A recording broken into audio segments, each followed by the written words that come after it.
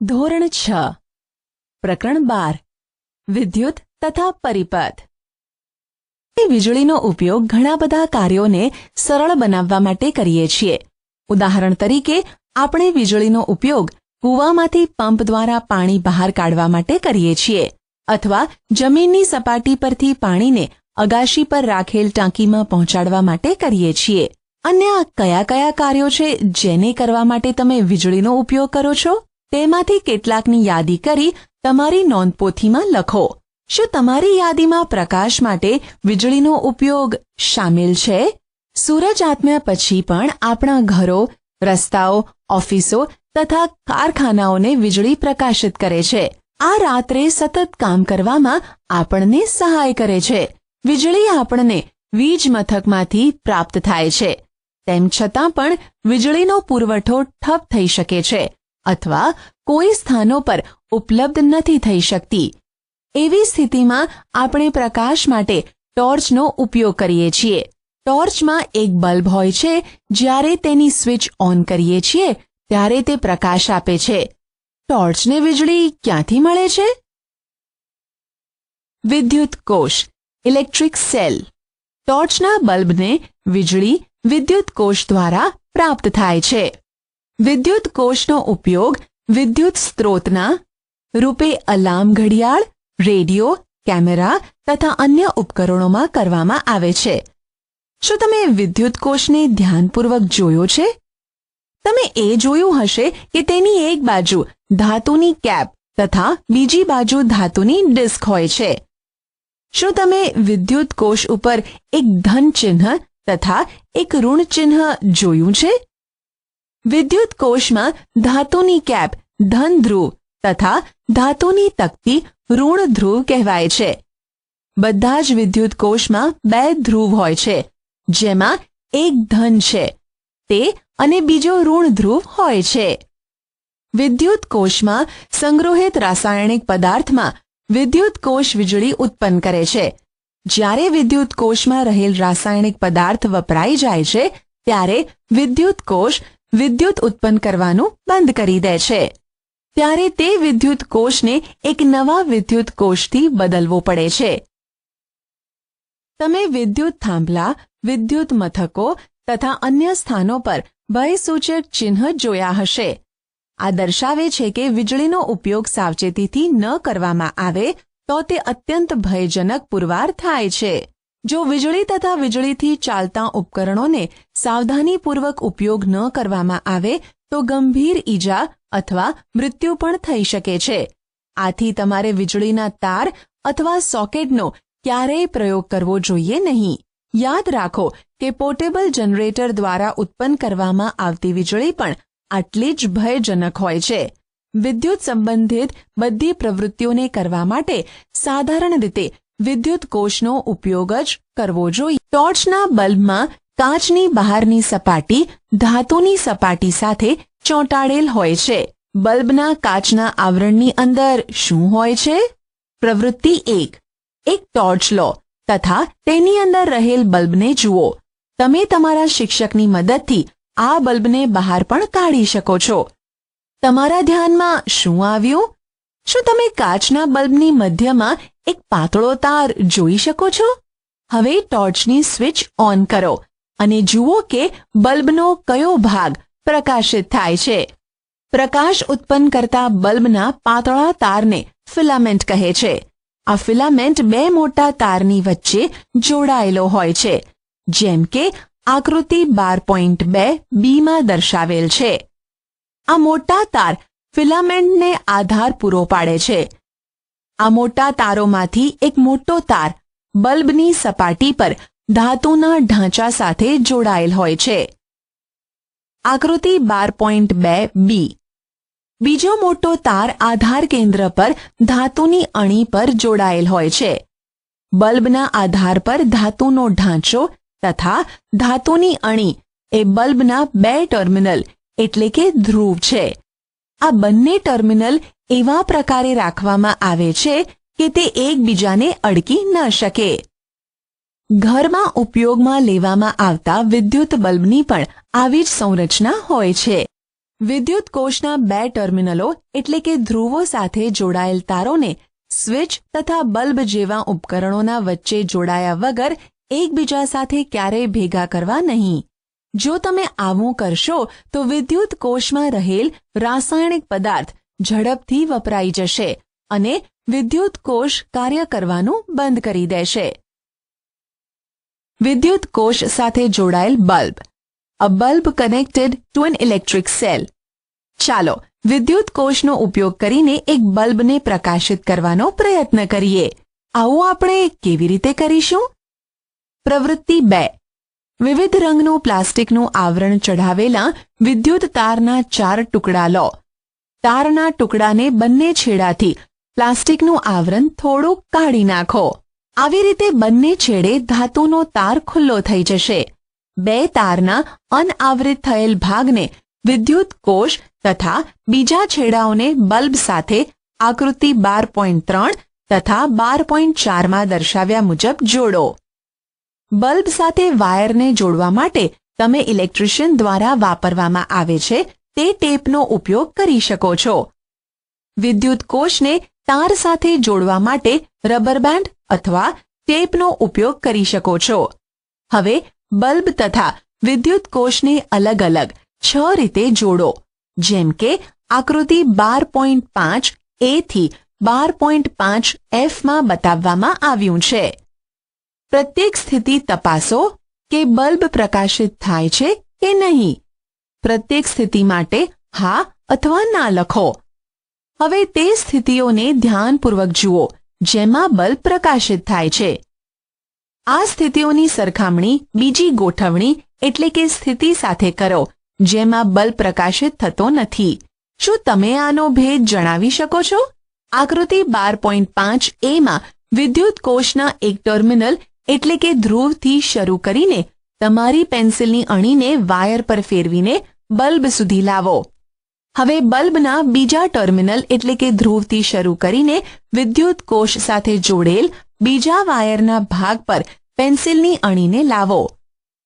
આ કાર્યને આકૃતિ 12.5ની અન્ય ગોઠવણ માટે પુનરાવર્તિત કરો. શું એ અવસ્થાઓમાં બલ્બ પ્રકાશિત થાય છે જેમાં સેલના એક ટર્મિનલ એટલે કે ધ્રુવથી વાયરના બીજા ટર્મિનલ એટલે કે ધ્રુવ સુધી પહોંચવા માટે પેન્સિલને ઉપર ઉઠાવવી પડે છે? વિદ્યુત પરિપથ, એન ઇલેક્ટ્રિક સર્કિટ. પ્રવૃત્તિ 2 માં તમે વિદ્યુત કોષના એક ટર્મિનલને તાર દ્વારા બલ્બથી લઈને વિદ્યુત કોષના બીજા ટર્મિનલ સાથે જોડ્યો. ધ્યાન આપો કે આકૃતિ 12.5 A તથા આકૃતિ 12.5 F ની સ્થિતિઓ એટલે કે ગોઠવણીઓમાં વિદ્યુત કોષના 2 ટર્મિનલ બલ્બના 2 ટર્મિનલો સાથે જોડાયેલ છે. આ પ્રકારની ગોઠવણી વિદ્યુત પરિપથનું એક ઉદાહરણ છે. વિદ્યુત પરિપથ એ વિદ્યુત કોષના 2 ટર્મિનલો વચ્ચે વિદ્યુત પ્રવાહના સંપૂર્ણ પથને દર્શાવે છે.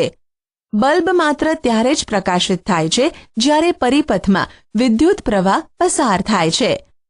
કોઈ પણ વિદ્યુત પરિપથમાં આકૃતિ 12.6 માં દર્શાવ્યા અનુસાર વિદ્યુત પ્રવાહની દિશા વિદ્યુત કોષના પ્લસ ટર્મિનલથી માઇનસ ટર્મિનલ તરફ હોય છે. જ્યારે બલ્બના ટર્મિનલો તાર વડે વિદ્યુત કોષના ટર્મિનલો સાથે જોડવામાં આવે છે તો બલ્બના ફિલામેન્ટથી લઈને વિદ્યુત પ્રવાહ પસાર થાય છે. આ બલ્બને પ્રકાશિત કરે છે.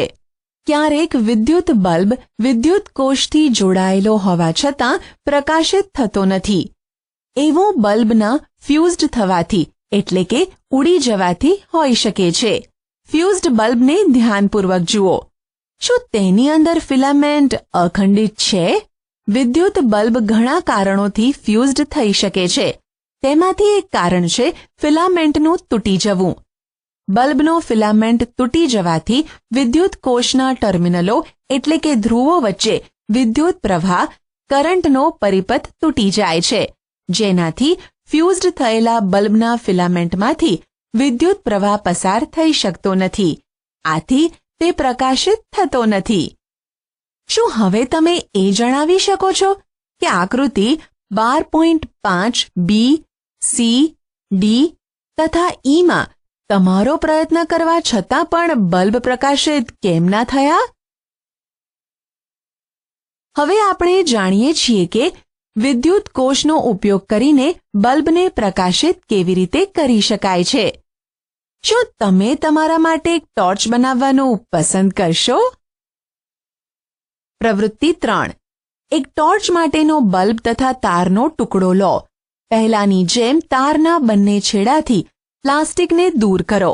આકૃતિ 12.7માં દર્શાવ્યા અનુસાર વાયરના એક છેડાને બલ્બના ધાતુના ઢાંચાની ચારેય બાજુ લપેટો તથા બીજા છેડાને રબર બેન્ડની મદદથી વિદ્યુત કોષના ઋણ ટર્મિનલ સાથે જોડો. હવે બલ્બના આધારની અણી અર્થાત તેના બીજા ટર્મિનલને વિદ્યુત કોષના ધન ટર્મિનલ પર રાખો. શું બલ્બ પ્રકાશિત થયો? હવે બલ્બને વિદ્યુત કોષના ટર્મિનલથી હટાવો. શું બલ્બ હજુ પણ પ્રકાશિત છે? શું આ તમે તમારી ટોર્ચને ઓન થતા ઓફ કરો તેના જેવું નથી? પહેલી પાસે બલ્બ તથા વિદ્યુત કોષને જોડવા માટેની બીજી વ્યવસ્થા છે. શું આવી વ્યવસ્થા દ્વારા બલ્બ પ્રકાશિત થશે? વિદ્યુત સ્વિચ. ઘરમાં તૈયાર કરવામાં આવેલી ટોર્ચને ઓન અથવા ઓફ કરવામાં વિદ્યુત બલ્બને વિદ્યુત કોષની ટોર્ચ સાથે સ્પર્શ કરાવીએ અથવા હટાવીએ છીએ. આ એક સાધારણ વિદ્યુત સ્વિચ હતી. તેનો ઉપયોગ કરવો સુવિધાજનક નથી. આપણે આપણા પરિપથના ઉપયોગ માટે સરળ તેમજ સુવિધાજનક સ્વિચ બનાવી શકીએ છીએ. પ્રવૃત્તિ 4. તમે 2 ડ્રોઈંગ પિન, 2 સેફ્ટી પિન અથવા પેપર ક્લિપ, 2 તાર તથા નાની થર્મોકોલની શીટ અથવા લાકડાનું બોર્ડ લઈને વિદ્યુત સ્વિચ બનાવી શકો છો. સેફ્ટી પિનની રિંગમાં એક ડ્રોઈંગ પિન લગાવીને તેને થર્મોકોલ શીટ પર ચોંટાડી દો. જેમ કે આકૃતિ 12.8માં બતાવવામાં આવેલ છે. સેફ્ટી પિન સરળતાથી ફરી શકે તેની ખાતરી કરો. હવે બીજી ડ્રોઈંગ પિનને થર્મોકોલ શીટ પર એવી રીતે લગાવો કે સેફ્ટી પિનનો સ્વતંત્ર છેડો તેને સ્પર્શ કરી શકે. આ રીતે જોડાયેલ સેફ્ટી પિન આ પ્રવૃત્તિમાં તમારી સ્વિચ હશે. હવે વિદ્યુત બલ્બ તથા સ્વિચને આકૃતિ 12.9માં દર્શાવ્યા મુજબ જોડીને પરિપથને પૂર્ણ કરો. સેફ્ટી પિનને એવી રીતે ફેરવો કે તેનો સ્વતંત્ર છેડો બીજી ડ્રોઈંગ પિનને અડકે. તમે શું જુઓ છો? હવે સેફ્ટી પિનને ડ્રોઈંગ પિનથી દૂર કરો. શું બલ્બ હજુ પણ પ્રકાશિત થયેલો છે? જ્યારે સેફ્ટી પિન બંને ડ્રોઈંગ પિનને સ્પર્શ કરે છે ત્યારે તે બંને ડ્રોઈંગ પિનની વચ્ચેના ખાલી સ્થાનની પૂર્તતા કરે છે. ત્યારે આવી સ્થિતિમાં સ્વિચને ઓન કહે છે. કેમ કે સેફ્ટી પિનનો પદાર્થ વિદ્યુત પ્રવાહને પોતાનામાંથી પસાર થવા દે છે. આથી વિદ્યુત પરિપથ પૂર્ણ થાય છે. આ રીતે બલ્બ પ્રકાશિત થાય છે. એનાથી વિપરીત જ્યારે સેફ્ટી પિન બીજી ડ્રોઈંગ પિનને સ્પર્શ નથી કરતી ત્યારે વિદ્યુત બલ્બ પ્રકાશિત થતો નથી. આ રીતે ડ્રોઈંગ પિનની વચ્ચેની ખાલી જગ્યા હોય છે તેથી પરિપથ પૂર્ણ થતો નથી.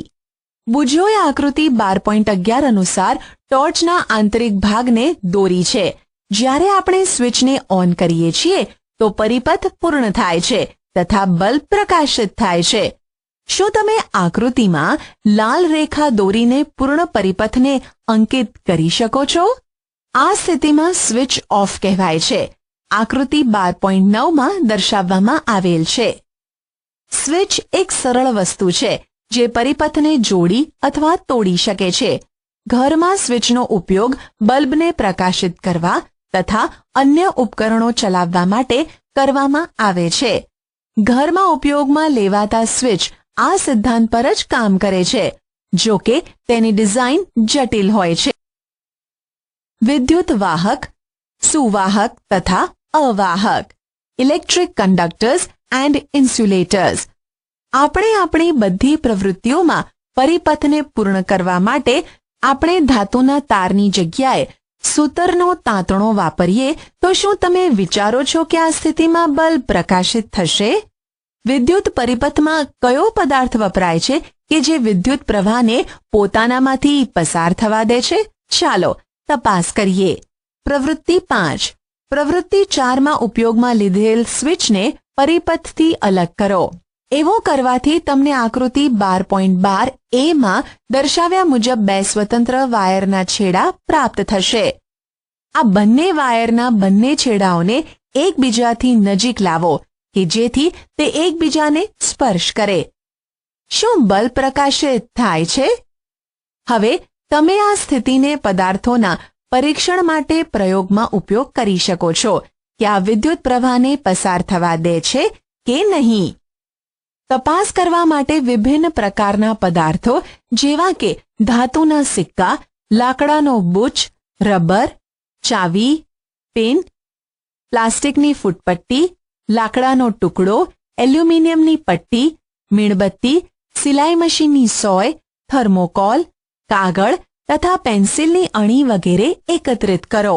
એક પછી એક વાહક પરીક્ષક એટલે કે ટેસ્ટરના તારના સ્વતંત્ર છેડાને તમે એકઠા કરેલા પ્રત્યેક નમૂનાઓના 2 છેડાઓ સાથે જોડો. જ્યારે તમે આ કરતા હોવ ત્યારે ધ્યાન રાખો કે બંને તાર એકબીજા સાથે સ્પર્શ ન કરે. શું પ્રત્યેક કિસ્સામાં બલ્બ પ્રકાશિત થાય છે? તમે શું જુઓ છો?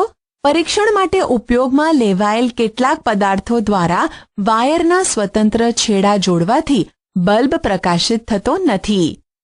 એનો અર્થ એ છે કે આ પદાર્થ વિદ્યુત પ્રવાહને પોતાની અંદરથી પસાર થવા દેતા નથી. તેનાથી વિપરીત બલ્બના પ્રકાશિત થવાથી તે માલુમ પડે છે કે કેટલાક પદાર્થ પોતાની અંદરથી વિદ્યુત પ્રવાહને પસાર થવા દે છે. જે પદાર્થ તેમનામાંથી વિદ્યુત પ્રવાહને પસાર થવા દે છે તે વિદ્યુત સુવાહક એટલે કે કંડક્ટર્સ છે. વિદ્યુત અવાહક એટલે કે ઇન્સ્યુલેટર્સ પોતાની અંદરથી વિદ્યુત પ્રવાહને પસાર થવા દેતો નથી. તમે શું તારણ કાઢ્યું? કયા પદાર્થો વિદ્યુત સુવાહક છે તથા કયા પદાર્થો વિદ્યુત અવાહક છે? પ્રકરણ 4માં એ પદાર્થોને યાદ કરો જે ચળકતા હતા. શું તે વિદ્યુત સુવાહક છે? હવે તમે સરળતાથી સમજી શકો છો કે તારને બનાવવા માટે તાંબુ, એલ્યુમિનિયમ તથા અન્ય ધાતુઓ કેમ ઉપયોગમાં લેવાય છે. વિદ્યુત સુવાહકો તથા વિદ્યુત અવાહકો આપણા માટે સમાન રીતે મહત્વના છે. સ્વિચ, વિદ્યુત પ્લગ, સોકેટ વિદ્યુત સુવાહક પદાર્થોથી બનાવવામાં આવે છે. જ્યારે બીજી બાજુ વિદ્યુત તાર, પ્લગ ટેપ, સ્વિચ તથા વિદ્યુત ઉપકરણોના અન્ય ભાગો જેને લોકો સ્પર્શ કરે છે તેમના આવરણ માટે રબર તથા પ્લાસ્ટિકનો ઉપયોગ થાય છે. આશા છે કે તમને આ ઈ લર્નિંગ મોડ્યુલમાં મજા આવી હશે. આભાર.